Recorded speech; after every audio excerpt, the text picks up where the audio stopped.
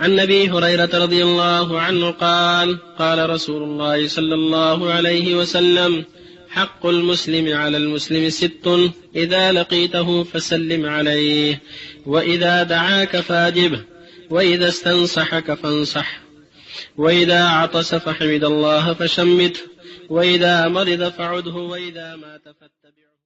الحمد لله وصلى الله وسلم على رسول الله وعلى آله وأصحابه ومن اهتدى بهداه. أما بعد، هذا كتاب جامع لآداب كثيرة وأحاديث متعددة ومتنوعة.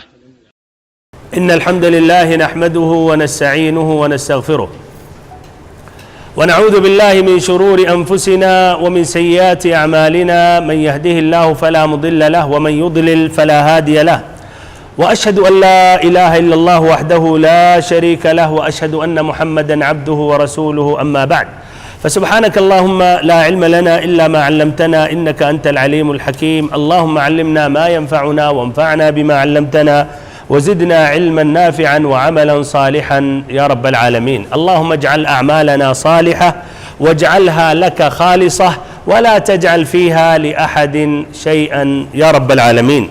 ساری تعریفیں اللہ رب العالمین کے لیے ہیں اور مکمل ترین پورے طور پر درود و سلام اس کے رسول، اس کے حبیب، ہمارے امام، ہمارے سردار محمد صلی اللہ علیہ وسلم پر، آپ کی آل پر، آپ کے اصحاب پر، اور اس پر جس نے قیامت تک آپ کا راستہ اختیار کیا اور آپ کی ہدایت سے راہیاب ہوا. اور اللہ رب العزت سے دعا کرتا ہوں کہ ہم سبھی کا انہی میں شمار ہو جنہوں نے آپ صلی اللہ علیہ وسلم کا راستہ اختیار کیا اور آپ کی ہدایت سے راہیاب ہوئے. آمین یا رب العالمین. معزز ساتھیوں، دوستوں اور ہماری ماؤں اور بہنوں، یہ بلوغ المرام کا سلسلہ واری دروس ہے اور ہم شروع کرتے ہیں باب التیمم سے. باب التیمم، تیمم اردو میں بھی استعمال کرتے ہیں. تیمم کے احکام و مسائل: جب پانی نہ ملے یا پانی استعمال کرنے سے نقصان اور تکلیف ہو، بیماری بڑھ سکتی ہے، تو مٹی کے ذریعے ہم پاکی اور طہارت حاصل کرتے ہیں. جو پانی کی جگہ پر وہی مقام اس کے ذریعے حاصل ہوتا ہے، بمعنی آدمی مکمل طور پر حدث اصغر حدث اکبر کو ہٹا لیتا ہے اور اس طرح وہ نماز پڑھ سکتا ہے، قرآن مجید مصحف کو ہاتھوں میں لے کر قرآن مجید کی تلاوت کر سکتا ہے، طواف کر سکتا ہے. الا باقی جو احکام ہیں جو بغیر طہارت، بغیر وضو کے یا بغیر حدث اصغر حدث اکبر کو رفع کیے ہوئے نہیں کر سکتے ہیں، وہ کر سکتا ہے. تو یہ تیمم ہے، باب التیمم. یہ کتاب الطہارہ کا باب نمبر کتنا ہے؟ 9. اس طرح کتاب الطہارہ جو پہلا کتاب ہے یا پہلی کتاب جو ابن حجر رحمہ اللہ نے بلوغ المرام میں باندھا ہے یا لکھا ہے، کتاب الطہارہ، اس میں 10 ابواب ہیں. یہ نمبر 9 پر ہے. پہلا جو باب ہے وہ کیا تھا؟ باب المیاہ، پانی کے متعلق. پھر نمبر 2 باب الآنیہ، اس لیے کہ پانی کو برتن میں رکھا جاتا ہے، تو باب الآنیہ اس کے احکام اور مسائل شرعی اعتبار سے، حلال اور حرام کے اعتبار سے، کون سے برتن جائز ہے استعمال کرنا، کون سا برتن حرام ہے، وہ ذکر کیا. پھر اس کے بعد باب ازالۃ النجاسہ و بیانہا، نجاست کے متعلق اور اس کو کس طرح ہٹایا جائے، زائل کیا جائے تاکہ پاکی حاصل ہو. پھر نمبر 4 باب الوضوء، وضو کا ذکر کیا گیا، جس میں 26 حدیثیں ابن حجر رحمہ اللہ نے تقریباً ذکر کیا تفصیل سے وضو کے متعلق. پھر نمبر 5 پر وضو کے بعد مسح علی الخفین، اس لیے پیروں کا دھلنا یہ وضو کی ایک اہم شرط ہے. لیکن اگر آدمی نے موزہ پہن لیا، اس کی شروط ہے، یعنی مکمل وضو کرنے کے بعد اور اس کی ایک مدت ہے، تو وہ مسح کر سکتا ہے. شریعت نے آسانی دی ہے، پیروں کو دھلنے کی ضرورت نہیں. پھر باب نمبر 6 وضو کے بعد ٹوٹنے والا وضو، نواقض الوضو، وہ چیزیں جس سے وضو ٹوٹ جاتا ہے، اس میں تقریباً 20 حدیثیں بیان کی. پھر اس کے بعد نمبر 7 باب آداب قضاء الحاجہ، قضاء حاجت کے متعلق اس کے بھی آداب ہیں. شریعت یہ ایک مکمل شریعت ہے، ایک مکمل دین ہے بھائیوں. تو اس میں ایسے بھی چیزیں جس سے کچھ لوگ شرماتے ہیں، شریعت نے یہاں بھی بتایا کہ کیا صحیح طریقہ اور کیا غلط طریقہ ہے. پھر اس کے بعد نمبر 8 باب الغسل و حکم الجنب، غسل کے احکام اور جنوبی کے احکام، اور کب غسل واجب ہوتا ہے اور کب مسنون رہتا ہے، اور جنابت لاحق ہو جائے تو اس پر کو کیا احکام مترتب ہوتے ہیں، اس کے متعلق پھر باب نمبر 9 آخری باب سے پہلے ہے باب التیمم، پھر آخری باب ہوگا کتاب الطہارہ میں باب الحیض، پھر اس کے بعد یہ کتاب الطہارہ مکمل ہو جائے گا، اور اس کے بعد پھر کتاب الصلاۃ، یہ کتاب دوسرا جو کتاب ہے اس میں یہ شروع ہوگا یا دوسری کتاب۔ بہرحال اب تیمم کے متعلق یہ ذکر کر رہا ہوں کہ ابن حجر رحمہ اللہ نے جب طہارت، پانی کے ذریعے جو پاکیزگی اور طہارت حاصل کی جاتی ہے، اور پانی کے ذریعے چھوٹا حدث اور بڑا جو حدث اس کو رفع کیا جاتا ہے، ہٹایا جاتا ہے، تو پانی کے ذریعے یہ طہارت جو حاصل کی جاتی ہے، اس کے متعلق جب حدیثیں مکمل ہو گئیں تو مٹی کے ذریعے جو طہارت حاصل کی جاتی ہے یا پاکیزگی حاصل کی جاتی ہے، یعنی تیمم کا ذکر کیا ابن حجر رحمہ اللہ نے۔ تو دیکھیں تناسب کیا ہے، پانی سے جو طہارت اور پاکیزگی حاصل کرنے کے بعد پھر جو مٹی سے طہارت اور پاکیزگی حاصل کی جاتی ہے، تو ذکر کیا ابن حجر رحمہ اللہ نے یعنی باب الطہارہ بالماء کے بعد باب الطہارہ بالماء، یا پانی کے ذریعے طہارت حاصل کرنے کے بعد مٹی کے ذریعے طہارت حاصل کرنے کے متعلق۔ اب سوال ادھر یہ ہے، آپ لوگوں سے بھی سوال میں کرتا رہوں گا تاکہ ذرا حرکت دیں، عقل کو حرکت میں رکھیں گے تو اس میں برکت ہے، اور صرف بس ایک جگہ ٹیک لگا کے سنیں گے تو پھر ممکن ہے کہ اچھی طرح نہ سمجھ سکیں۔ تو سوال ادھر ہے، باب التیمم کو کیوں مؤخر کیا گیا باب الوضوء باب المیاہ کے بعد؟ باب المیاہ، یا ایسے ہی پانی کے ذریعے طہارت حاصل کرنے کے بعد پھر یہ مٹی سے طہارت اور حدث اصغر حدث اکبر کو رفع کرنے کے متعلق اس کو کیوں مؤخر کیا؟ پانی اصل ہے، بہت صحیح، پانی اصل ہے، بہت صحیح، یہ جواب صحیح ہے۔ نمبر 1 کہ الاصل اس لیے پانی ہے۔ حدث اصغر پھر سے بتا رہا ہوں، حدث اصغر سے مراد وہ چیزیں جس کی وجہ سے آدمی کا وضو ٹوٹ جاتا ہے تو کہا جائے گا حدث اصغر لاحق ہو گیا۔ اب وضو کرنا ضروری ہے، یعنی آدمی باتھ روم میں گیا، کہیں گے حدث اصغر لاحق ہو گیا، اب نماز پڑھنا چاہ رہا ہے تو کیا وضو کرنا ضروری ہے۔ اور حدث اکبر جنابت، بیوی سے اس نے ہم بستری کی تو کہا جائے گا حدث اکبر لاحق ہو گیا، اب نماز پڑھنا چاہ رہا ہے تو کیا کرنا ہوگا؟ غسل کرنا ہوگا۔ اچھا، تو حدث اصغر اور حدث اکبر کو رفع کرنے کے لیے پانی کا استعمال یہی اصل ہے، اسی لیے پہلے پانی کا ذکر ہوا، پھر پانی کے متعلق وہ احکام بیان کرنے کے بعد پھر مٹی کے جو احکام ہیں وہ بیان کرنا شروع کیا ابن حجر رحمہ اللہ نے۔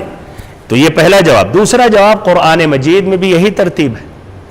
سورۃ المائدہ آیت نمبر کتنا ہے جس میں آیت الوضوء اللہ تعالیٰ نے تفصیل سے ذکر کیا؟ ماشاءاللہ، آیت نمبر 6 اللہ تعالیٰ فرماتا ہے یا ایھا الذین آمنوا اذا قمتم الى الصلاة فاغسلوا وجوهکم وایدیکم الى المرافق وامسحوا برؤوسکم وارجلکم الى الکعبین وان کنتم جنبا فطہروا۔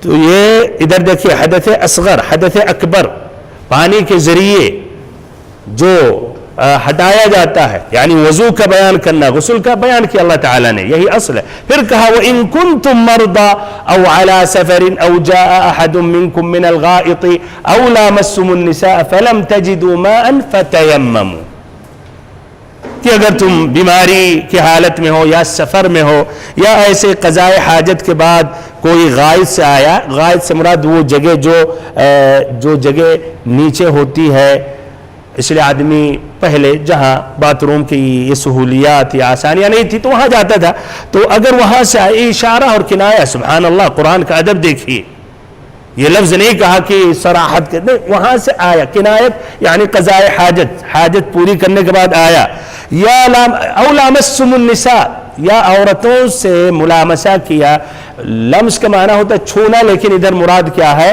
ہم بستری اور جماع۔ او لامسtum النساء فلم تجدوا ماء، پھر پانی نہ میسر ہو، پانی نہ ملے، فَتَيَمَّمُوا صَعِيدًا طَيِّبًا، تو تم تیمم کر لو. اور اس کا طریقہ بھی اللہ تعالیٰ نے بیان کیا کہ تم پاک مٹی سے تیمم کر لو، اسے اپنے چہروں پر اور ہاتھوں پر مل لو. طریقہ جو انشاءاللہ تفصیل سے آئے گا، اس کا طریقہ صفت التیمم. تو بہرحال اسی لیے اس کو تاخیر سے بیان کیا. اس لیے الاصل پانی ہے. نمبر 2 قرآن کی بھی یہی ترتیب ہے. اللہ تعالیٰ نے پانی کا ذکر کیا جس کے ذریعے حدث اصغر حدث اکبر کو رفع کیا جاتا ہے، ہٹایا جاتا ہے. پھر تیمم کا ذکر کیا، اسی لیے یہ مؤلف نے بھی باب التیمم کو مؤخر کیا. اب ادھر ایک دوسرا سوال، باب کا کیا نام ہے؟ باب التیمم. یہ باب التیمم یہ ایک کتاب کے تحت مندرج ہے. وہ کتاب کا کیا نام ہے؟ ہاں، کتاب الطہارہ. ماشاءاللہ، کتاب الطہارہ. کتاب الطہارہ میں یعنی کئی ابواب ہیں. یہ ترتیب بھائیو یہ فقہا کی بھی ہے، محدثین کی بھی ہے. یعنی صحیح امام بخاری آپ دیکھیں، کتب السنن دیکھیں تو اس میں مثلا کتاب الایمان، اس کے تحت ابواب آئیں گے. کتاب الصلاۃ، اس کے اندر کئی ابواب آئیں گے. فقہا بھی کتاب الصلاۃ، اس کے اندر کئی ابواب. بہرحال تو ادھر کتاب یہ بڑا ہے اور اس کے تحت کئی اقسام اساسیہ ہیں. تو باب کے تحت ان حدیث کو ذکر کیا جاتا ہے. اب سوال یہ ہے کیوں نہیں ابن حجر رحمہ اللہ نے باب المیاہ کی جگہ پہ مستقل کتاب باب التیمم، باب التیمم یہ جو جزئی موضوع کی طرح پیش کر رہے ہیں، کیوں نہیں ابن حجر رحمہ اللہ نے مکمل کتاب اس کا نام دیا کتاب التیمم؟ کیوں نہیں کہا کتاب التیمم؟ بمعنی، اور واضح کر رہا ہوں اور آسان کر رہا ہوں، کتاب الطہارہ میں طہارت میں وہ جتنی باتیں ذکر آ گئی وہ ذکر آ گئی. اب یہ الگ ایک موضوع ہے تو اس کو کتاب التیمم سے کیوں نہیں موسوم کیا، یا باب التیمم کہنے کے بجائے کتاب التیمم کیوں نہیں انہوں نے کہا؟ کیا وجہ ہے؟ بمعنی اس کو بڑا عنوان نہیں دیا، ایک چھوٹا عنوان دیا. کیوں؟ بہت صحیح، اس لیے کہ طہارت کی ایک قسم ہے. ماشاءاللہ، اس لیے تیمم طہارت کی ایک قسم ہے تو وہ حقیقت میں کتاب الطہارہ کے تحت مندرج ہے. کتاب الطہارہ میں یہ باب داخل ہے. اب التیمم کا لغوی معنی کیا ہے، اصطلاحی معنی کیا ہے؟ تیمم کا لغوی معنی، ہاں تیمم عربی میں تیمم کا لغوی معنی کیا ہے؟ ہاں، قصد اور ارادہ کرنا. قصد اور ارادہ کرنا. تو اگر آپ یہاں سے درس مکمل ہونے کے بعد آپ مثلا جائیں گے، بازار جا رہے ہیں یا کہیں کچھ ضرورت کے لیے، تو آپ نے اس کا ایک ارادہ کیا ہے اور پھر جب درس ختم ہوگا تو آپ اس طرف جا رہے ہیں، یعنی ارادہ کیا لیکن ابھی پہنچے نہیں ہیں. تو اس کو تیمم کا معنی قصد کرنا، ارادہ کرنا، یہ لغوی معنی ہے. جانتے ہیں یہ شرعی اور لغوی معنی یہ اکثر ذکر کیا جاتا ہے فقہ میں، حدیث میں. اس کا کیا معنی ہے لغوی معنی؟ شریعت جو ہے، شریعت یہ اسلام جو ہے پہلے نازل ہوا یا لغت عربی زبان پہلے تھی؟ عربی زبان. اور یہ شریعت عربی زبان میں نازل ہوئی ہے یا کسی اور زبان میں؟ عربی زبان میں. تو ظاہری بات ہے کہ یہ جو شرعی اصطلاحات ہیں یہ عربی زبان سے ماخوذ ہے. تو سب سے پہلے یہ دیکھا جاتا کہ اصل معنی لغت میں عربی زبان میں کیا تھا، پھر شریعت نے اس کو کیوں یہی لفظ دیا ہے اس چیز کے لیے، اس عمل کے لیے، اس کیفیت کے لیے. مثلا الصلاۃ معروف ہے. الصلاۃ سے مراد جس کو ہم کہتے ہیں نماز، جبکہ بہتر اور افضل یہی ہے کہ شرعی الفاظ استعمال کرنا چاہیے صلاۃ ہی. کیوں؟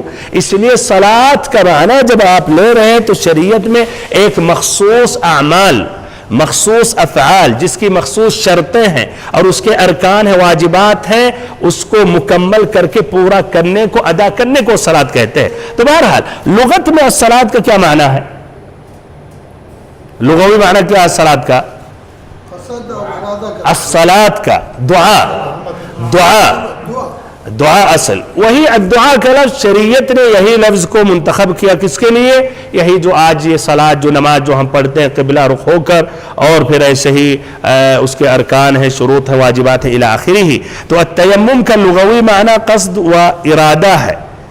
تو جب آدمی عربی میں کہتا ہے تیممت الشیء یا تیمم الشیء ویممہ، تو اس نے اس چیز کا قصد اور ارادہ کیا، اس کی طرف بڑھا، یہ لغوی معنی ہے۔ شرعی معنی اس کا کیا ہے؟ اصطلاحی معنی چہرے کو اور ایسے ہی دونوں ہاتھوں کو مٹی سے یا زمین، اس کی تفصیل آئے گی، زمین پر عام ہے کہ پتھر سے بھی، ریت سے بھی، ہر وہ چیز جس پر گرد و غبار ہے اس سے مسح کرنا۔ جب پانی استعمال کرنا مشکل ہو جائے، یعنی پانی استعمال کرنے سے نقصان ہے، ضرر ہے، یا پانی میسر ہی نہ ہو، یا کہیے دوسری تعریف، نماز وغیرہ کو مباح کرنے کی غرض سے چہرے اور ہاتھوں پر ملنے کے لیے پاک مٹی کے قصد و ارادہ کو تیمم کہتے ہیں۔ اچھا، بہرحال تو یہ لغوی اور شرعی معنی ہے۔ اب ادھر ایک اور سوال کر رہا ہوں کہ اور جواب حقیقت میں ابھی ان باتوں میں گزر گئی ہیں، اس کا جواب ابھی سابقہ جو باتیں ہوئی ہیں جو میں نے ابھی ذکر کیا اس میں جواب آ چکا ہے، لیکن تب بھی مستقل طور پر اس کا سوال کر رہا ہوں تاکہ اچھی طرح اور مکمل طور پر علمی انداز میں اس باب تیمم کے متعلق ہم سمجھ جائیں، فقہی اعتبار سے بھی، حدیثی بھی اعتبار سے، اور اس میں ایسے ہی لغت کے بھی متعلق جو اہم اس میں نقاط ہیں ان تمام۔ اس لیے یہ علمی درس ہے، اور بار بار میں کہتا ہوں بھائیوں یہ علمی درس ہے، تفصیلی درس ہے، اس میں حدیث کا بھی اہتمام کیا جا رہا، مصطلح الحدیث کے متعلق محدثین کے جو اصطلاحات ہیں، اور ساتھ ساتھ ایسے فقہا اور ان کے جو اقوال ہیں اور مشہور جو اقوال ہیں وہ پورے اقوال پیش کیے جاتے ہیں، اور ان مشہور اقوال کی جو دلیلیں ہیں وہ بھی بیان کیا جاتا ہے، کس نے یہ کہا، اور پھر جو صحیح مسئلہ ہوتا ہے یہ بھی واضح کیا جاتا ہے۔ بہرحال تو سوال اب یہ ہے کہ کب یہ تیمم کرنا جائز اور درست ہوتا ہے، یہ کب یہ جائز، اس کا جواز ملتا ہے کہ جائز ہے کہ آدمی مٹی استعمال کرے۔ بمعنی اور آسان کروں، ابھی ہم بیٹھے ہوئے ہیں، جماعت کھڑی ہو گئی، یا آخری رکعت ہے، اب ایک آدمی کہہ رہا کہ یار آخری رکعت ختم ہونے والی، اور یہیں آ کر کہا ادھر یہ زمین پر یہ گرد غبار کا موسم تھا اور ادھر گرد غبار کافی لگیا، اور اس نے تیمم کر لیا اور کہا اللہ اکبر، نماز پڑھ لیا۔ یا جس طرح ہم لوگ حرمین میں دیکھتے ہیں، سبحان اللہ، دیکھیں فائدے آئیں گے، بہت سے لوگ کچھ علم سیکھ لیتے ہیں پھر اپنے سے اجتہاد کرنے لگتے ہیں، یعنی تیمم کا مختصر انہوں سنا کہ شریعت میں آسانی ہے، اللہ نے آسانی دی ہے، وما جعل علیکم فی الدین من حرج، بات صحیح ہے، اب اپنے حساب سے اجتہاد کرتے ہیں، حرم میں ہے، مکہ میں ہے، کہتے ہیں یار باہر اب جائیں، بھیڑ میں لائن لگائیں، پھر وضو کریں، پھر ادھر آئیں، آدھا ایک گھنٹہ چلا گیا، کون جائے گا، وہی فرشے پر ماشاءاللہ ایسے مارے اور مسح کر لیے، ہاں، یا ایسے کیے، یا شروع میں چہرہ پھر ہاتھ، جس طرح تفصیل آئے گا، اور مسح کر لیے، اللہ اکبر۔ کیا رائے صحیح ہے؟ اچھا، تب ادھر سوال ہے کہ کب یہ تیمم کرنا جائز اور درست؟ پانی میسر نہ ہو، نمبر ایک،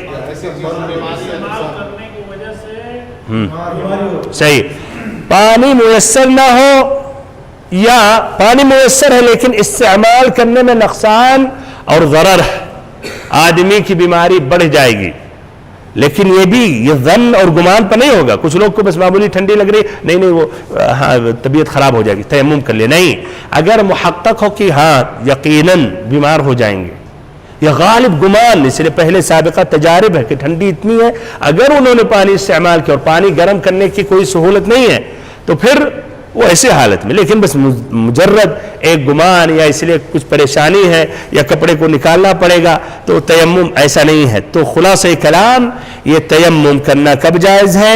نمبر ایک، اگر استعمال کرنے میں نقصان ہے، یا ایسے ہی پانی نہیں ملا، پانی حاصل نہیں ہوا، آدمی سفر میں ہے، یا ایسے حالت اقامت میں ہے لیکن پانی کا مسئلہ چل رہا پورے شہر میں اور پانی بہت ہی کم آ رہا، ضرورت سے وہ آپ اپنی اساسی ضرورت پوری کر سکتے ہیں، تو وہ بھائیو وہ بھی تقریباً گویا پانی نہیں ہے آپ کے پاس، پانی پینا یہ زیادہ ضروری ہے، اگر استعمال کریں گے تو پیاسے ہو جائیں گے، تو نہیں یہاں استعمال نہیں کریں، گویا پانی میسر نہیں ہے اور آپ تیمم کر لیں۔ دلیل اس کی اللہ تعالیٰ فرماتا ہے وَإِن كُنتُم مَرْضَىٰ أَوْ عَلَىٰ سَفَرٍ أَوْ جَاءَ أَحَدٌ مِّنكُم مِّنَ الْغَائِطِ أَوْ لَامَسْتُمُ النِّسَاءَ فَلَمْ تَجِدُوا مَاءً فَتَيَمَّمُوا صَعِيدًا طَيِّبًا فَامْسَحُوا بِوُجُوهِكُمْ وَأَيْدِيكُمْ مِنْهُ۔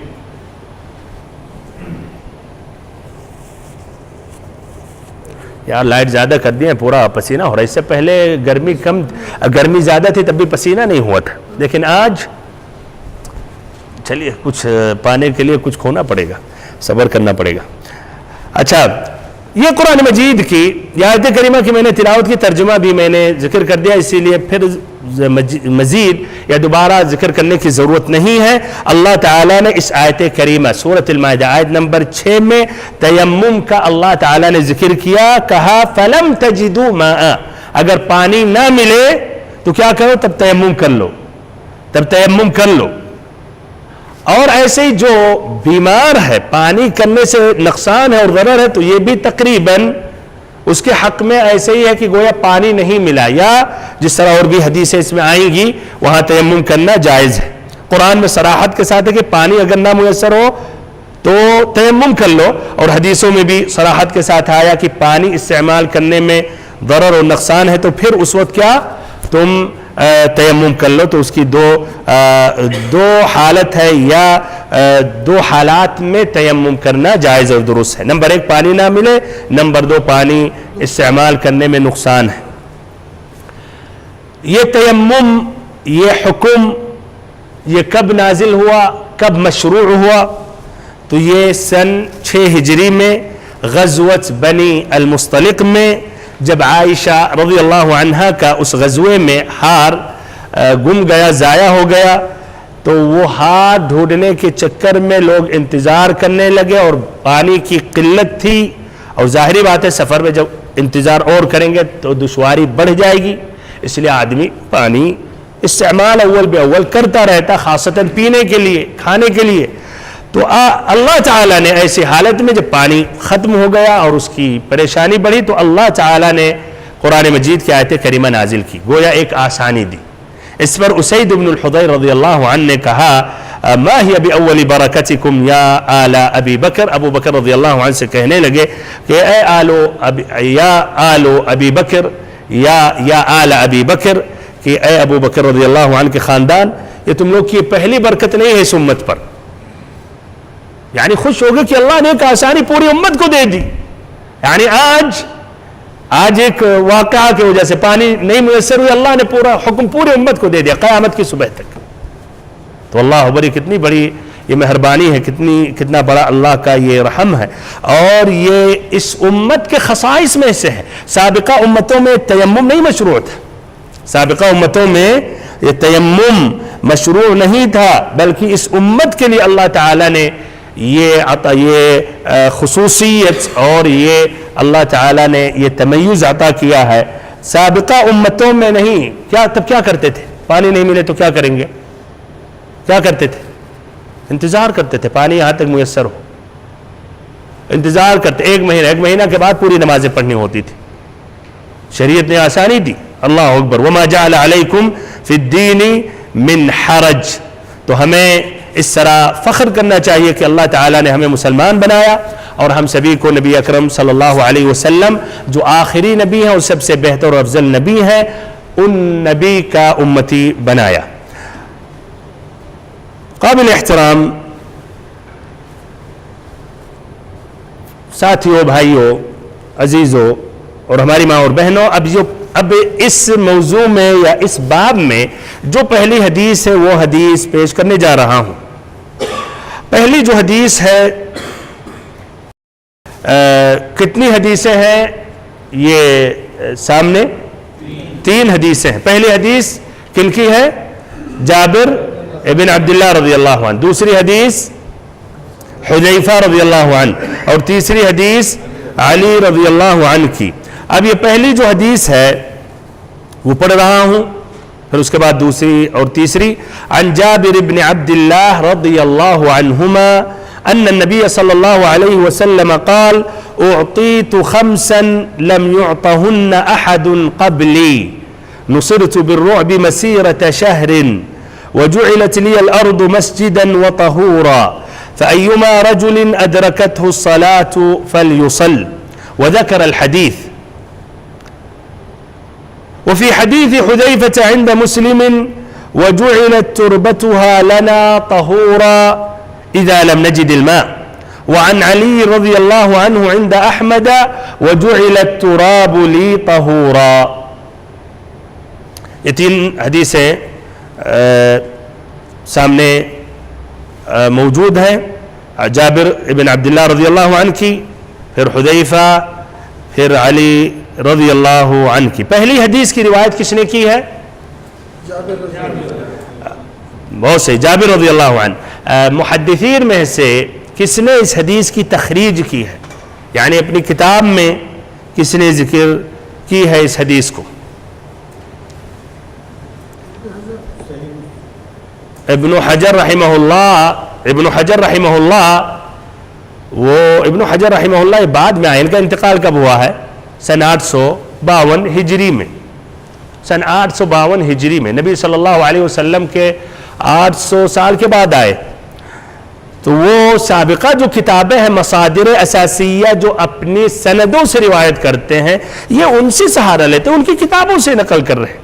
تو یہ کون سی کتابوں سے اس کو نقل کر رہے ہیں؟ یہ حدیث کس میں موجود ہے؟ بخاری اور مسلم میں. اگرچہ ابن حجر رحمہ اللہ نے ادھر نہیں ذکر کیا. بہرحال اور پھر اس کے بعد جو حدیث ہے، پہلی حدیث اور دوسری اور تیسری حدیث جو ابن حجر رحمہ اللہ نے ذکر کیا باب التیمم میں، وہ میں نے ذکر کیا. اب میں ان تینوں حدیثوں کا ترجمہ پیش کرنے جا رہا ہوں.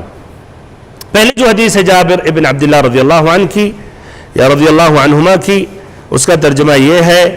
حضرت جابر ابن عبداللہ رضی اللہ عنہما روایت کرتے ہیں کہ نبی صلی اللہ علیہ وسلم نے فرمایا مجھے 5 ایسی چیزیں عطا کی گئی ہیں جو مجھ سے پہلے کسی کو بھی نہیں دی گئیں. مجھے 1 مہینے کی مسافت سے، یہ نمبر 1، مجھے 1 مہینے کی مسافت سے دشمن پر رعب و دبدبے سے مدد دی گئی ہے.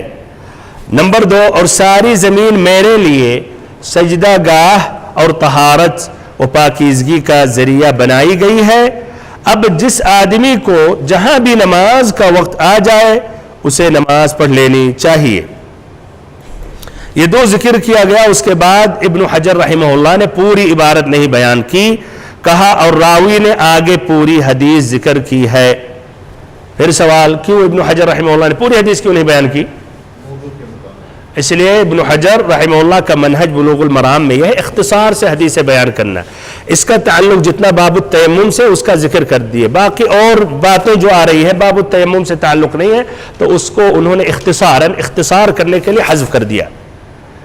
لیکن ہم انشاءاللہ اس لیے تفصیل سے بیان کر رہے ہیں، تو وہ بھی جب بات آ گئی تو وہ بھی 3 باتیں وہ بھی باذن اللہ عز و جل بیان کریں گے. دوسری جو حدیث ہے حذیفہ رضی اللہ عنہ کی حدیث، اس کا ترجمہ صحیح مسلم میں حضرت حذیفہ رضی اللہ عنہ سے مروی ہے جب ہمیں پانی دستیاب نہ ہو تو زمین کی مٹی ہمارے لیے پاک کرنے والی بنا دی گئی ہے. ابھی سوال آپ لوگوں سے کروں گا ابھی سے تاکہ تیار رہیں ذہنی طور پر. پہلی حدیث اور دوسری اور تیسری حدیث میں فرق کیا ہے؟ یا کہیے دوسرے انداز سے سوال کر رہا ہوں، پہلی حدیث جب ابن حجر رحمہ اللہ نے ذکر کر دیا تو پھر دوسری تیسری حدیث لانے کی ضرورت کیا پڑی؟ یہ دوسری تیسری حدیث جو لائے ہیں اس کے بجائے پہلی حدیث کو مکمل کر دیتے، اللہ انہیں جزائے خیر دیتا، تاکہ امت کو پوری حدیث کے ساتھ یہ 5 جو خوبیاں ہیں، امتیازی خصلتیں ہیں، خصائص ہیں، اس سے واقف ہو جاتی امت. تو کیوں اس کا آپ سوچیں ترجمہ کے ساتھ، اور ابھی تخریج کر رہا ہوں، اس کے ساتھ ساتھ بھی تقریباً جواب واضح ہوتا رہے گا، لیکن مکمل واضح نہیں کروں گا، آپ لوگوں سے میں جواب طلب کروں گا. تو پھر سے مرتبہ حذیفہ رضی اللہ عنہ سے مروی ہے جب ہمیں پانی دستیاب نہ ہو تو زمین کی مٹی ہمارے لیے پاک کرنے والی بنا دی گئی ہے.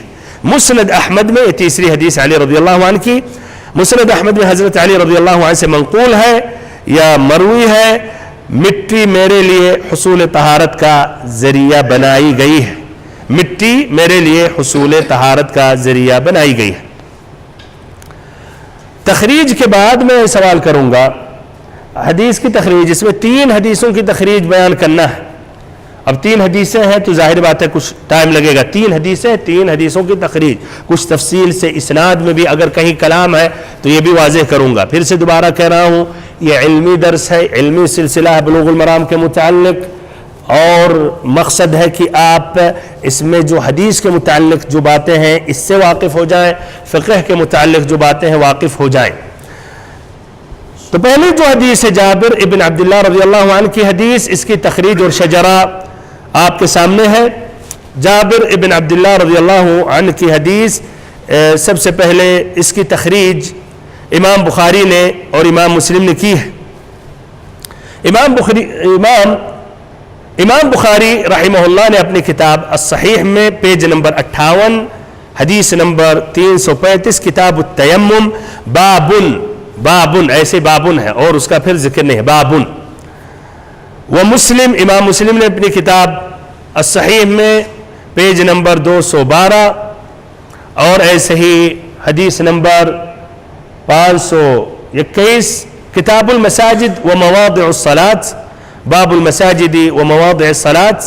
یہ دونوں حضرات روایت کرتے ہیں اس طریق سے جو سامنے ہے، طریق حشیم ابن بشیر سے، یعنی دونوں حضرات روایت کرتے ہیں اپنے اسانید سے، آگے جا کر راستہ ایک ہو جاتا ہے، سند اس کو کہا جائے گا، یہ سند ہے تو آگے سند ایک ہو جاتا ہے۔ حشیم ابن بشیر جو روایت کرتے ہیں سیار ابن ابی الحکم سے، جو روایت کرتے ہیں یزید ابن صہیب الفقیر سے۔ الفقیر کا کیا معنی ہوتا ہے؟ مسکین۔ اب یہ بھی ایک سوال ہے، الفقیر کیا یہ بیچارے صحیح فقیر تھے، مسکین تھے؟ یہ بھی آخر میں، یہ بھی لطائف الاسناد میں داخل ہے، روات الحدیث کے متعلق، اس کا تعلق مصطلح الحدیث سے ہے۔ بہرحال لیکن پہلے یہ بات سمجھ لیں، تو یہ دونوں حضرات روایت کرتے ہیں حشیم ابن بشیر سے، جو سیار ابن ابی الحکم سے، جو یزید ابن صہیب الفقیر سے روایت کرتے ہیں، جو روایت کرتے ہیں صحابی رسول جابر ابن عبداللہ رضی اللہ عنہما سے، جو روایت کرتے ہیں نبی صلی اللہ علیہ وسلم سے کہ آپ صلی اللہ علیہ وسلم نے کہا، یہی حدیث جو ابن حجر رحمہ اللہ نے بلوغ المرام میں ذکر کیا، اعطیت خمسا لم یعطہن احد قبلی، ہمیں 5 ایسی خوبیاں خصائص عطا کیے گئے ہیں جو سابقہ لوگوں کو اللہ تعالیٰ نے عطا نہیں کیا۔ وہی 2 باتیں جو ابن حجر نے ذکر کیا، نصرت بالرعب مسیرۃ شہر، کہ مجھے 1 مہینے کی مسافت سے دشمن پر رعب و دبدبے سے مدد دی گئی ہے۔ وجعلت لي الارض مسجدا وطهورا فايما رجل من امتي ادركته الصلاه فليصلي، اور ساری زمین میرے لیے سجدہ گاہ اور طہارت و پاکیزگی کا ذریعہ بنائی گئی ہے۔ اب جس آدمی کو جہاں بھی، یا ہماری امتی میں سے کسی بھی آدمی کو بھی کہیں بھی نماز کا وقت آ جائے، اسے نماز پڑھ لینی چاہیے۔ اتنا ہی بس ابن حجر نے ذکر کیا۔ پوری حدیث ہے نمبر 3 وَأُحِلَّتْ لِيَ الْغَنَائِمُ، کہ مال غنیمت ہم سبھی یا اس امت کے لیے حلال کر دیا گیا، اور اس کی وضاحت آئے گی سابقہ امتوں کے لیے حلال نہیں تھا، تو پھر کیا کرتے تھے مال غنیمت، اس کا ذکر آئے گا۔ نمبر 3 وَلَمْ تَحِلَّ لِأَحَدٍ قَبْلِ، ہم سے پہلے کسی کے لیے مال غنیمت حلال نہیں کیا اللہ تعالیٰ نے۔ نمبر 4 اعطیت الشفاعہ، اللہ تعالیٰ نے ہمیں شفاعت عطا کی ہے۔ شفاعت، یہ کون سی شفاعت ہے؟ آخرت میں۔ کون سی؟ اس کو کیا کہتے ہیں؟ شفاعت عظمیٰ۔ اور ہم اس شفاعت کے لیے اللہ تعالیٰ سے دعا کرتے ہیں اپنے نبی اکرم صلی اللہ علیہ وسلم کے لیے۔ وہ کون سی دعا ہے؟ اذان کے بعد کیا کہتے ہیں؟ اللہم رب هذه الدعوة التامة والصلاة القائمة آت محمدا آت محمد الوسیلة والفضیلة وبعثه مقاما محمودا، تو یہی المقام المحمود، یہی الشفاعة العظمى ہے۔ وأعطيت الشفاعة وكان النبي يبعث إلى قومه خاصة وبعثت إلى الناس عامة۔ اور 5ویں بات کیا ہے کہ اللہ تعالیٰ پہلے نبیوں کو اپنی امت کے لیے، خاص اس امت کے لیے، اس قبیلے کے لیے نبی یا رسول بنا کر بھیجتا تھا، اور ہمیں اللہ تعالیٰ نے تمام لوگوں کے لیے رسول بنا کر بھیجا. تو قیامت کی صبح تک لوگوں پر واجب اور فرض ہے کہ نبی اکرم صلی اللہ علیہ وسلم کی رسالت کو تسلیم کریں اور آپ کے دین میں داخل ہو جائیں. اس کے بغیر کوئی اور ذریعہ کامیابی یا نجات کے لیے نہیں ہے. تو یہ پانچوں حدیثوں، یہ پانچ جو باتیں تھیں، یا پانچ جو باتیں تھیں اس کے متعلق یہ حدیث میں نے مکمل کر دی. اب یہ بھائیو حدیث صحیح امام بخاری امام مسلم کی ہے، ماشاءاللہ حدیث یقیناً یہ امت کا اتفاق ہے، پوری حدیثیں صحیح ہیں. تو یہ اسناد کلیئر ہے، اس میں کوئی کلام نہیں ہے. لیکن بس الفقیر کے متعلق جو بات آ گئی تھی، یزید بن صہیب الفقیر، تو یہ حقیقت میں ایک کہیے یہ مزید اضافی باتیں ہیں علمی اعتبار سے. مصطلح الحدیث میں اس کو ذکر کرتے ہیں محدثین یا علماء حدیث. الفقیر کا کیا معنی ہے؟ فقیر کا معنی محتاج مسکین. لیکن کیا حقیقت میں ایسے محتاج اور مسکین تھے؟ نہیں، یہ محتاج اور مسکین نہیں تھے. الفقیر یہ جو ہے یہ لیا گیا ہے فقار الظہر سے، ریٹھ کی جو ہڈی، کس کی؟ ریڑھ کی جو ہڈی ہے اس کو فقار کہتے ہیں. تو یہ ان کے اس میں ہڈی میں درد تھا، اسی لیے اس کی نسبت سے الفقیر کہلائے گئے، جبکہ وہ فقیر محتاج کا معنی نہیں ہے. اسی لیے ایک مصطلح الحدیث میں دیکھیے اہتمام محدثین کا، ایک الگ سے ایک باب باندھتے ہیں کہ وہ نسبت جو خلاف ظاہر ہو، یعنی ظاہر کچھ ہو کہ یہ نسبت اس چیز کی لیکن حقیقت میں وہ مراد نہیں ہے. یہ بھی اہل علم دیکھیے باریکیاں بھائیو، جب ہم ایسے مجلسوں سے دور رہتے تو سمجھتے ہیں یار یہ سب علم حدیث، یہ فقہ، یہ آسان چیزیں، کافی یہ جو مولانا طبقہ ہے اس کی اہمیت دیتے ہوئے اتنی سال محنتیں کرتا ہے. اس کے اندر بھی دیکھیے باریکیاں، تاکہ اس میں غلط فہمی واقع نہ ہو جائے. کسی مثلا منسوب ہے مثلا یہی الفقیر کی طرف، تاکہ یہ غلط فہمی نہ واقع ہو جائے کہ صحیح میں بیچارے محتاج تھے، جبکہ کوئی عیب نہیں ہے کوئی اگر فقیر رہتے. اور واضح مثلا ابو مسعود البدری، البدری اس سے کیا واضح ہو رہا ہے؟ غزوہ بدر میں شریک تھے، اتنی بڑی فضیلت بدر والوں کے لیے ہے. لیکن یہ نہیں، البدر غزوہ بدر میں نہیں شامل تھے. یہ بدر اسی مقام پر ایک سفر میں گئے، ٹھہر گئے، منسوب کر دیا، لوگوں نے مشہور کر دیا البدری. تو یہ جاننا ضروری ہے تاکہ آپ ایسی فضیلت نہ دیں جو اس کے مثلا مستحق نہ ہو.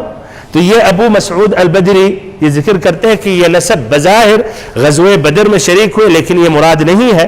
ایسے اس میں ایک خالد الحذاء ایک راوی ہے. الحذاء کس کو کہتے ہیں؟ الحذاء محل الحذاء ادھر لکھا رہتا ہے الحذاء.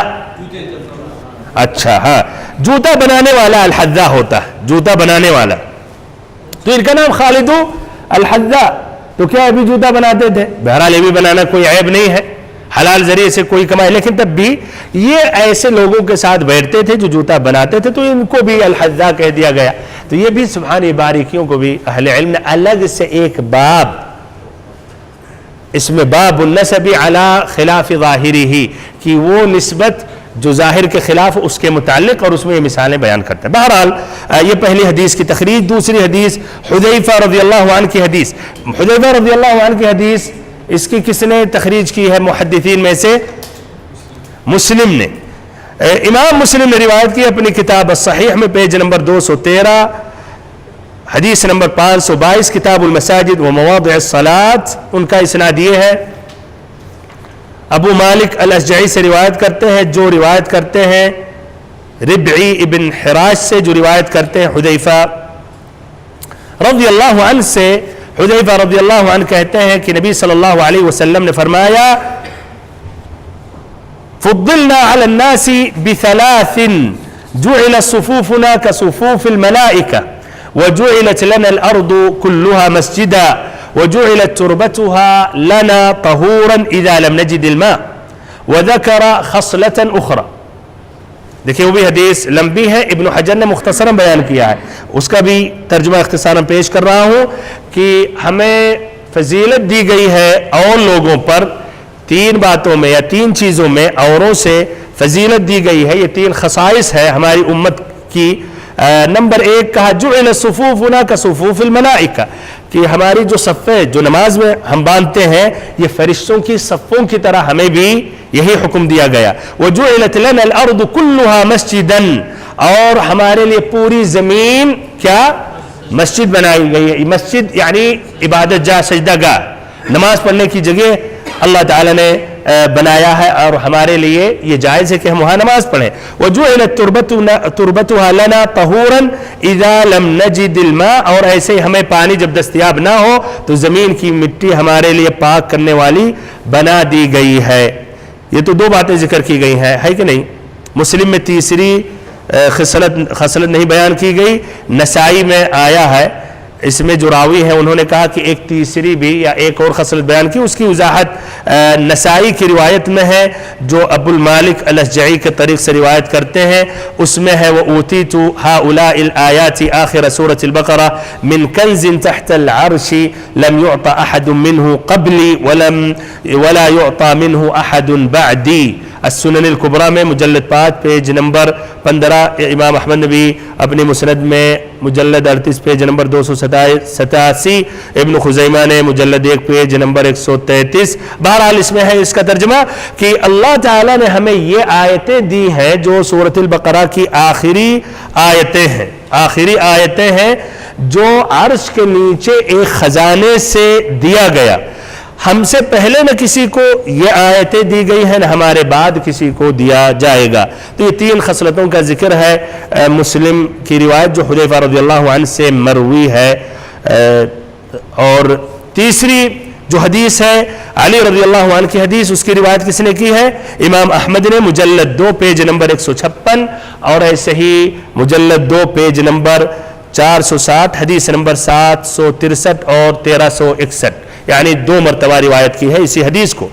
اس طریق سے عبداللہ ابن محمد ابن عقیل, اس طریق سے طریق عبداللہ ابن محمد ابن عقیل ابن ابی طالب, نسب پورا معلوم ہو گیا. ابو طالب کے لڑکے عقیل تھے نا, اور علی بھی تھے. تو یہ عقیل کے پوتے ہیں عبداللہ ابن محمد ابن عقیل, جو روایت کرتے ہیں محمد ابن علی ابن الحنفیہ. علی رضی اللہ عنہ کے لڑکے محمد ہیں, لیکن ان کو علی الحنفیہ کہا گیا اس لیے ان کی ماں فاطمہ رضی اللہ عنہا نہیں ہے. لا شک الحسن اور حسین رضی اللہ عنہ کا وہ مقام کچھ اور ہے, اس لیے ان کے نانا نبی صلی اللہ علیہ وسلم تھے, اور سب سے قریب جو نسب ہے نبی صلی اللہ علیہ وسلم کا وہ الحسن اور الحسین رضی اللہ عنہ سے. اس لیے آپ کے جو لڑکے ہوئے وہ بچپن ہی میں ان کا انتقال ہو گیا. اچھا, تو یہ محمد ابن علی ابن ابی طالب سے روایت کرتے ہیں, جو روایت اپنے والد علی رضی اللہ عنہ سے کرتے ہیں. کہتے ہیں کہ نبی صلی اللہ علیہ وسلم نے فرمایا اعطیت ما لم يعطى احد من الانبیاء فقلنا یا رسول اللہ ما هو, کہ ہمیں ایسی چیزیں عطا کی گئیں جو ہم سے پہلے کسی بھی نبی کو عطا نہیں کیا گیا. صحابہ کرام نے پوچھا کہ اللہ کے نبی وہ کیا ہے, تو آپ نے بتایا نصرت بالرعب, یہ جو اس حدیث میں بھی ذکر آیا جابر رضی اللہ عنہ کی حدیث میں کہ ہمیں رعب و دبدبے سے مدد دی گئی ہے. ایک رعب اس امت کا ہے اور امتوں پر یا نبی صلی اللہ علیہ وسلم کا ایک رعب تھا ان کفار پر. وَأُعْطِيتُ مَفَاتِيحَ الْأَرْضِ, اور زمین کی کنجیاں دی گئی ہیں. وَسُمِّيتُ احمد, اور ہمارا نام احمد رکھا گیا. وَجُعِلَ التُّرَابُ لِي طَهُورًا, یہ لفظ جس کی وجہ سے ابن حجر نے ذکر کیا وَجُعِلَ التُّرَابُ لِي طَهُورًا, مٹی میرے لیے حصول طہارت کا ذریعہ بنائی گئی ہے. وَجُعِلَتْ أُمَّتِي خَيْرَ الْأُمَمْ, اور ہماری امت کو خیر الامم بنایا گیا, سب سے بہتر اور افضل امت بنایا گیا. تو اس میں اور چیزوں کا اضافہ ہے, لیکن اس میں یہ آیا وَجُعِلَ التُّرَابُ لِي طَهُورًا. سند کے اعتبار سے یہ حدیث صحیح ہے یا ضعیف ہے؟ کیا رائے؟ ظاہر بات ہے ضعیف ہے. کیوں ضعیف ہے؟ اس لیے ہم نے پوچھا, غالباً کچھ شک ہے تبھی پوچھا میں نے. صحیح, آپ اندازہ لگا لے تو صحیح. سند کے اعتبار سے یہ ضعیف ہے, پھر دوبارہ پوچھتا ہوں اور صحیح رہے گی وہ حدیث. اچھا سند کے اعتبار سے حدیث ضعیف ہے، اس لیے اس میں عبداللہ ابن محمد ابن عقیل ابن ابی طالب اس کے بارے میں، لیکن بالاتفاق ضعیف نہیں ہے، شروع سے بتا دیتا ہوں تاکہ یہی بس ذہن میں نہ حفظ کر لے کہ ضعیف، اس لیے عبداللہ ابن محمد ابن عقیل ابن ابی طالب کے بارے میں کلام ہے. ابن عوینہ نے کہا اربعۃ من قریش یترک حدیثهم فذکرہ فیہم. ابن عوینہ نے کہا کہ 4 قریش کے روات میں سے 4 روات کی حدیثوں کو ترک کر دیا جائے، اس میں سے ان کا بھی نام لیا گیا. دیکھو بھائیو، نسب اپنی جگہ، حدیث کا مسئلہ دیکھیے، حدیث کا مسئلہ یہ نہیں کہ یہ نبی صلی اللہ علیہ وسلم کے قریبی رشتہ دار ہو، بالکل قریبی رشتہ دار ہے. عقیل ابن ابی طالب ابن عبد المطلب، اور آپ صلی اللہ علیہ وسلم کا نام محمد بن عبداللہ بن عبد المطلب، عبد المطلب میں جا کے ملتے ہیں. لیکن محدثین اس میں مجاملہ نہیں کرتے. حدیث کا تعلق بھائیوں کس سے؟ جو اصول اور بنیاد رکھا گیا تاکہ نبی اکرم صلی اللہ علیہ وسلم کی حدیث جو صحیح ہے یہ الگ ہو جائے، اور اس میں ضعیف اور ایسے ضعیف جداً من گھڑت نہ داخل ہو، مکس نہ ہو، تاکہ ہم شریعت پر عمل کریں تو اطمینان رہے، اطمینان کے ساتھ، سابقہ امتوں کی طرح نہیں. الدارقطنی نے کہا ابن عقیل لیس بقوی، ابن عقیل قوی نہیں ہے، لیس بقوی علامت ہے کہ ضعیف. حافظ ابن حجر نے التقریب میں ذکر کیا، تقریب التہذیب میں، صدوق فی حدیثہ لین، کہ صدوق ہے لیکن ان کی حدیث میں لین ہے، کچھ ضعف ہے، لین کمزوری ہے. ویقال تغیر بآخر، اور کہا جاتا آخری عمر میں کیا ان کا حافظہ بدل گیا تھا. آخری عمر میں کچھ لوگ، کچھ روات مختلط ہو جاتے ہیں، عمر بڑھنے کی وجہ سے، عمر ڈھل جانے کی وجہ سے ذاکرے پہ بھی اثر پڑتا بھائیو، ہے کہ نہیں؟ تو اگر ایسے روات جن کا ذاکرہ کمزور ہو گیا، مختلط ہو گئے، اگر روات الحدیث ابھی بھی سنتے رہے اور بعد میں تمیز حاصل نہیں ہے کہ کس نے اختلاط سے پہلے، یہ ضروری ہے، کس نے اختلاط سے پہلے حدیث روایت کی اور کس نے اختلاط کے بعد کی، اگر تمیز نہیں ہے تو پوری حدیث اس کی ضعیف، خلاص ضعیف مانی جاتی ہے، احتیاط. اچھا تو بہرحال تو کہتے تغیر بآخرہ، یہ تغیر اور اختلاط کی بات آئندہ بھی آئے گی تو اگر مناسب سمجھوں گا کچھ تفصیل سے بیان کروں گا، یہاں اختصاراً اشارہ کر کے آگے بڑھ رہا ہوں. بہرحال لیکن اس کے بالمقابل اور ائمہ نے جس طرح کی، الذہبی رحمہ اللہ کہتے ہیں کہ اتنے بھی یہ ضعیف نہیں ہے کہ ان کی حدیث کو مکمل رد کر دیا جائے، بلکہ یہ وسط ہے، یعنی حسن، ان کی حدیثیں حسن تک پہنچیں گی. روات کے اختصاراً 3 مراتب ہیں. ایک ثقہ جن کی حدیثیں صحیح ہوتی ہیں، نمبر 2 صدوق جن کی حدیثیں حسن ہوتی، قابل قبول ہے لیکن صحیح سے کم درجہ ہے، اور نمبر 3 ضعیف جن کی حدیثیں ضعیف ہوتی ہیں. تو یہ وسط ہے. اور احتیاطاً وہ حدیث جو اکیلے روایت کر رہے ہیں اس کو ترک کر دیا جائے، لیکن اگر حدیث کے اور شواہد اور روات بھی روایت کر رہے ہیں تو ان کی حدیث کو بھی مان لیا جائے. اچھا الذہبی نے کہاں سے بات لائی، استدراک کہاں سے کیا؟ اس مسئلے میں ایک بہت وزندار بھائی شخصیت آ رہی ہے جو سپورٹ کر رہی ہے عبداللہ بن محمد بن عقیل کو. کون ہو سکتے ہیں؟ ہاں، امام بخاری. امام بخاری الترمذی ان کے شاگرد ہیں امام بخاری کا. کہتے ہیں ہم نے اپنے شیخ محمد سے یعنی محمد البخاری سے پوچھا عبداللہ ابن محمد ابن عقیل کے بارے میں، تو کہا رأیت احمد ابن حنبل و اسحاق ابن ابراہیم والحمیدی یحتجون بحدیثی، کہ میں نے دیکھا امام احمد، اسحاق ابن ابراہیم ابن راہویہ بڑے بڑے امہ ہیں، ایسے الحمیدی بھی یہ بخاری کے شیخ ہیں. حدثنا الحمیدی جو پہلی حدیث انہی سے روایت کرتے ہیں، انما الاعمال بالنیات. یحتجون بحدیثی، ان کی حدیث کو قابل حجت سمجھتے ہیں، احتجاج کرتے ہیں، مانتے ہیں، تسلیم کرتے ہیں. وہو مقارب الحدیث، لیکن کہتے ہیں وہو مقارب الحدیث، یعنی حدیث ان کا وہی جو خلاصہ حسن تک پہنچتا ہے، اگر منفرد ہو رہے تو نہیں مانا جائے.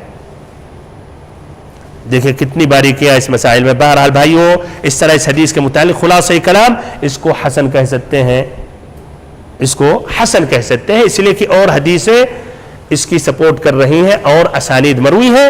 تو یہ حدیث، تیسری جو حدیث ہے خلاصہ کیا ہے؟ یہ حدیث حسن ہے. تیسری حدیث کا خلاصہ کیا ہے؟ حسن ہے. اب جو سوال میں نے شروع میں کہا تھا کہ آپ لوگوں سے پوچھوں گا، ابن حجر رحمہ اللہ نے پہلی حدیث، حدیثوں کی طرف رجوع کریں.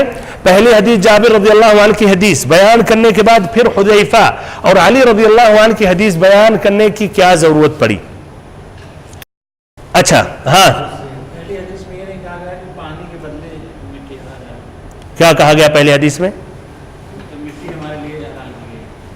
شروع میں کیا کہا گیا؟ ادھر زمین کا ذکر ہے، اور دوسری حدیث میں مٹی کا، وہ سب پانی کی جگہ. ہاں کیا آپ کیا کہنا چاہ رہے ہیں؟ اچھا یہ شرط آیا پانی، بہت صحیح، یہ بھی صحیح، بہت اچھا ملحوظہ آپ کا، بہت صحیح. دو چیزیں ماشاءاللہ، آپ نے ایک جواب دیا، ایک آپ نے جواب دیا. چلیے تاکہ سب سمجھیں، جواب یہ ہے پہلی حدیث میں غور و فکر کریں جس کا تعلق تیمم سے، باقی اور باتیں چھوڑ دیں. وَجُعِلَتْ لِيَ الْأَرْضُ مَسْجِدًا وَطَهُورًا فَأَيُّمَا رَجُلٍ أَدْرَكَتْهُ الصَّلَاةُ فَلْيُصَلِّ، تیمم سے جس کا تعلق ہے. وَجُعِلَتْ لِيَ الْأَرْضُ مَسْجِدًا وَطَهُورًا، جُعِلَتْ لِيَ الْأَرْضُ کا لفظ آتا ہے، زمین کا لفظ آتا ہے. الارض، ارض سے مراد کیا؟ زمین، زمین کا ذکر آتا ہے. اور دوسری حدیث میں حذیفہ رضی اللہ عنہما میں کیا آتا ہے؟ وَجُعِلَتْ تُرْبَتُهَا، زمین کی مٹی ہمارے لیے کیا پاک کر دی گئی ہے. فرق ہے دونوں میں یا نہیں؟ ارض میں، زمین میں، یعنی کسی بھی زمین پہ آپ نے ہاتھ مار کے تیمم کیا، صحیح ہے ماشاءاللہ ممتاز. تربتها نہیں، مٹی شرط. اب اسی وجہ سے دیکھیے اہل علم بھی آئے گا، بہت بڑا اختلاف ہے. تیسری بھی حدیث میں تراب کا ذکر آیا ہے، پہلے میں الارض آیا ہے. الارض کے لفظ سے کوئی بھی کہیں بھی. دوسرا فرق جس سے آپ نے کہا پہلے میں وجعلت لِيَ الْأَرْضُ مَسْجِدًا وَطَهُورًا، یہ پوری زمین ہمارے لیے سجدہ گاہ اور طہارت و پاکیزگی کا ذریعہ بنائی گئی ہے، طہارت پاکیزگی کا. ادھر دوسری حدیث میں کیا شرط ہے؟ اذا لم نجد الماء، اگر پانی میسر نہ ہو تب، اگر پانی میسر نہ ہو تب. تو یہ بھائیو یہ دو اہم فرق ہے. بہرحال وقت مکمل ہو گیا، آئندہ درس میں پھر سے یہ سوال اور اس کا جواب اختصاراً واضح کروں گا. جزاکم اللہ خیر و بارک اللہ فیکم لحسن استماعکم. اللهم علمنا ما ينفعنا وانفعنا بما علمتنا، وصل اللهم وسلم وبارك وانعم على عبدك ورسولك محمد.